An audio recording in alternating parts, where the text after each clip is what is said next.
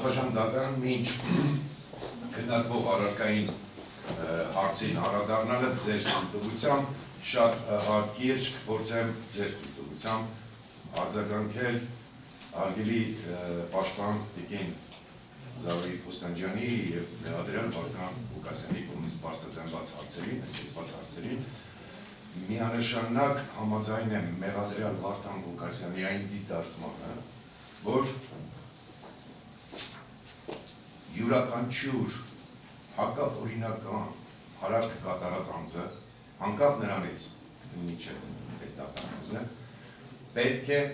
օրենքի առջև պատասխան տա։ Մյուս հնչեցրած կարծիքներին ինչ էլ որ անվանվի այս գործի նախաքննությունը կամ գործին վերաբերող փաստերը, ես ուղղակի համոզված եմ, որ ժամանակի ընթացքում, երբ որ հետազոտեն ապացույցները, իրականությունը նաև հայտնի դառնա դատավարության ոչ մասնակիցներին, ապա կկազմվի այդ կարծիք։ Սա ես կամ։ Հիմա ներկայացված ավելի հարցի անդրադառնամ։ Պատվաշան դատարան նախաքննության ընթացքում Մեղադրյալ Վարդան Ղուկասյանի նկատմամբ որպես խախտումից կիրառվել է քալանքը եւ սահմանափակվել է հաղորդակցությունների իրավունքը բացառությամբ մեծավոր ազգական ներդրումի անդամների հետ։ Դատարանների կողմից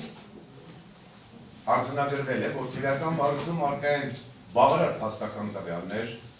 որոնք վկայում են այն մասին, որ Մեղադրյալը առնչություն ունի իրեն վերսագրվող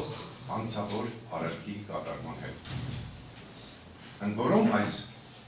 առաջացանի դատարանի որոշումը բողոքարկվել է եւ վերաքննիչ կարծիքը դատարանը համաձայն է եղել առաջացանի դատարանի դիրքորոշման հետ։ Առնվազն մեծ իրավաբաններից քաչ հայտնի է,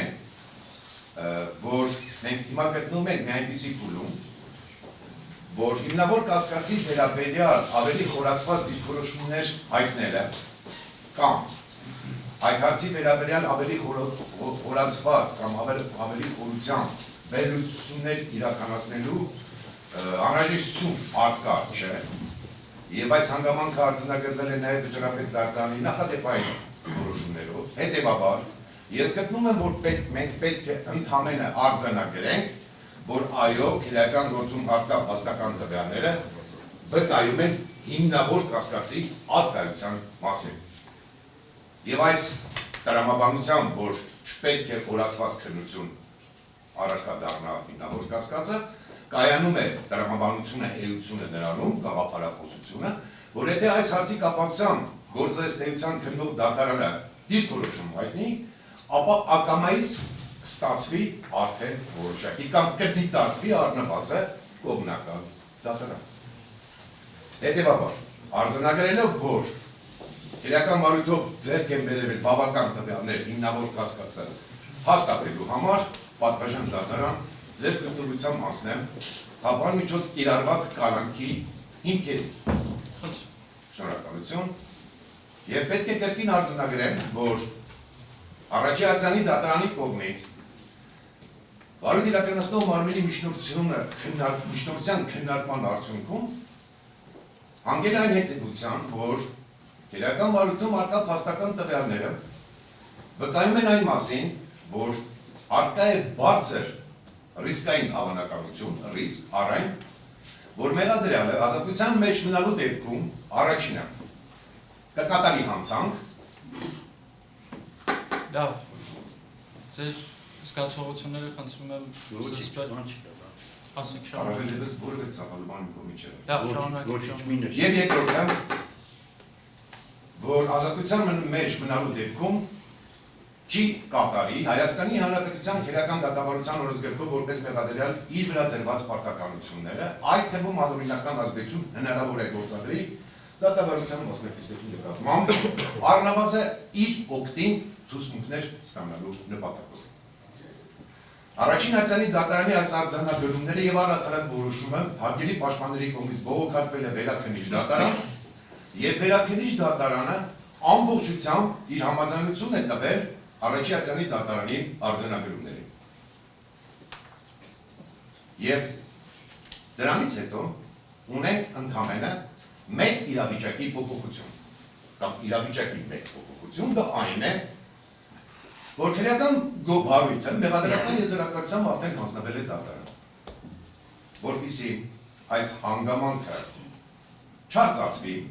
եւ որևէ կերպ փորձ չարվի դիտարկել որ գործը մեղադրական եզրակացությամբ դատարան հանձնելը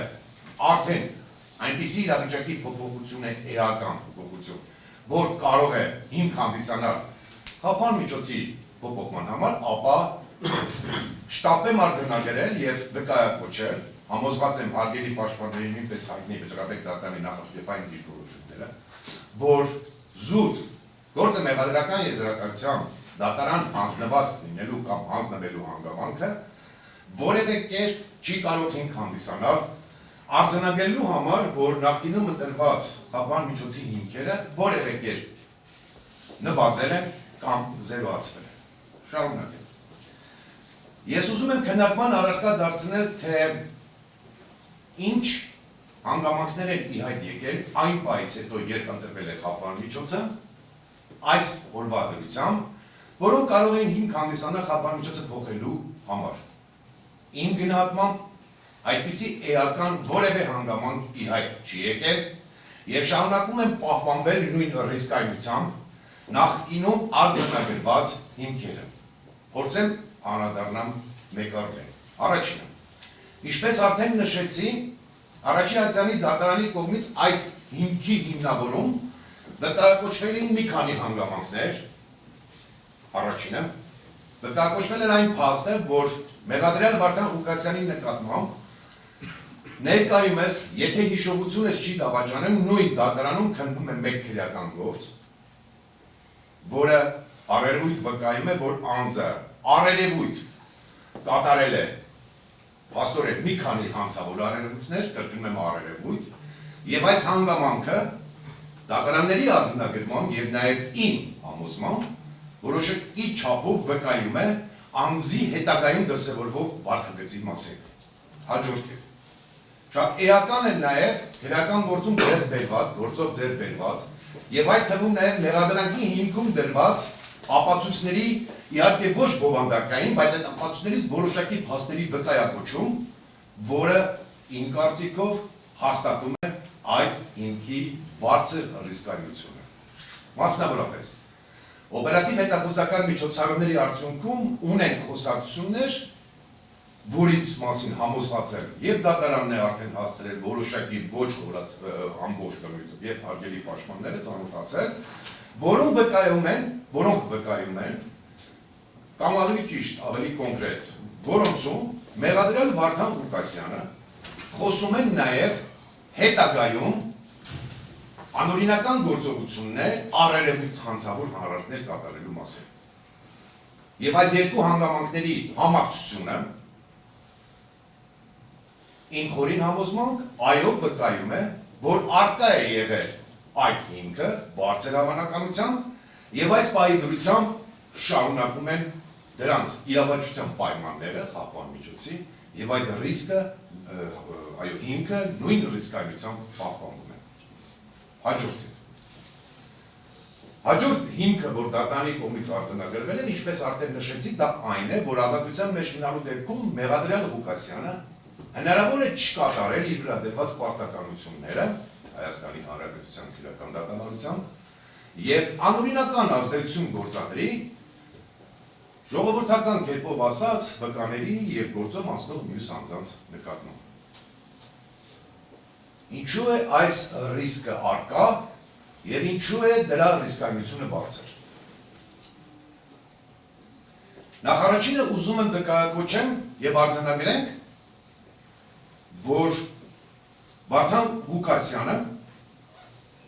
ինչպես արդեն ինքն էլ արձագանքեց եւ բացահայտեց, իհարկե կարծում եմ բոլորիս նաեւ դա հայտնի էր, որ ունի բավականին ճանապարհ անցած եւ ժամանակի ընթացքում եւ մինչեւ կամ այսպես ասեմ, առերևույթ հանցանք կատարելու ժամանակ զբաղեցրել է բարձր պաշտոն, անհերքելի է որոշակի հեղինակություն ունենալու հանգամանքը Եվ հաշվի առնելով, որ սույն քրեական գործով առնչվում են նաև կամ առնչվել բառը միգուցե տեղին չի, դատակոչով վկայակոչված անձանց, անձինք կամ դրանց գերակշռու մասը աշխատել են նաև նույն կառույցում, Շարունակեք։ Մեղադրյալ դեռեք մի ընդհատեք, ձեզ հնարավորություն կտրվի բոլոր ներկայացված դիտարկումներին պատասխան ներկայացնեք։ Տեղից չխոսեք։ Ներողություն ասենք, հարգարժան մեղադրյալը խոսում է, կամ պարոն Ղուկասյանն ասում Դե խնդիր է առաջանում հետագա շարունակության հետ կապված, որպեսզի իրավիճակը ոչ մի բան չեմ արձանագրում, հետագա սրացում չստանա, դրա համար արձանագրում եմ։ Խնդրեմ հարգելի հանրային մեղադրող շարունակեք։ Շնորհակալություն պատվաժան դատարան։ Եվ այդ անձանց գերակշռու մասը աշխատել են հենց մեղադրյալի ստորադասությամբ։ Հետևաբար, ունենալով հեղինակություն եւ վերադաս լինելով այդ անձանց նկատմամբ հռետորական հարց։ Արդյոք ողջամիտ եւ հիմնավոր չէ այն կարծիքը, տեսակետը, որ առաջինը մեղադրյալը ունի ազգություն գործադրելու հնարավորություն, գործիքակազմ եւ արդյոք նման քայլի չի գնա, քայլը լավ իմաստով իր օգուտ ցուցմունքներ ստանալու դատականության ընթացքում ներկայացնելու համար։ Առնվազն այս փուլում այս հանգամանքները միանշանակ տեսանելի են, կարծում եմ անաչառ ցանկացած անձի մոտ անվերապահորեն կառաջացնեն այն տեսակետները, կարծիքները, որը հիմա ես բարձրաձայնում եմ եւ պատվաժան դատարան գտնում եմ ստիպված պետք է կրկնվել այս պահի դրությամբ առնվազն ի հայտ չեն եկել այնպիսի նոր հանգամանքներ, որոնք այս ռիսկերը կարող էին որոշակի չափով նվազեցնել, ընդհուպ հասցնել զերոյի։ Ամփոփելով խոսքս պատվաժան դատարան գտնում եմ, որ դերևս իմ կողմից բարձրաձայնված հիմքերը առկա են, դրանք նույն ռիսկայնությամբ պահպանվում են, հետևաբար պատվաժան դատարան գտնում եմ, միջնորդում եմ, որ մեղադրյալ Վարդան Ղուկասյանի նկատմամբ որպես խախտման միջոց կիրառված կալանքի ժամկետը երկարաձգել։ Եվ կարծում եմ այդ ժամկետը պետք է երկարաձգվի 3 ամիս ժամանակով, ինչու։ Քիչ է։ Ինչու։ Մեղադրյալ ոտքի կանգնեք։ Ես չեմ կարող։ Չի կարելի ընդհատել։ Ոտքի կանգնեք, դատանը չի ավարտել։ Ասեք։ Ավարտի դատախազը հանրային մեղադրողի ելույթը ձեզ հնարավորություն կտրվի դիտարկում իրականացնել։ Տեղից այլևս չխոսեք։ Նստեք։ Շարունակեք։ Ինչու 3 ամիս պատվաժան դատարան, որովհետև իմ գնահատմամբ մենք դեռ առջևում ունենք ապացույցների հետազոտման փուլ, այդ թվում նաև վկաների եւ դատակոչով վկայակոչված մյուս անձանց հարցակցություններ, եւ այս հանգամանքները նույնպես թույլ տվեք վերադառնալ նախին պնդմանը, ինքնին հիմք են արձանագրելու, որ այդ հիմքերը դեռ պահպանվում են։ Եվ 3 ամիս իմ պատկերացմամբ անհրաժեշտ է ևս կալանքի ժամկետի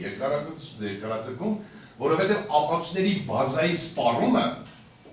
կարծում եմ հնարավոր է իրականացնել հենց այդ ժամանակահատվածում։ Եվ միայն դրանից հետո գնահատելով ստեղծված իրավիճակը կամ ի հայտ եկած հանգամանքները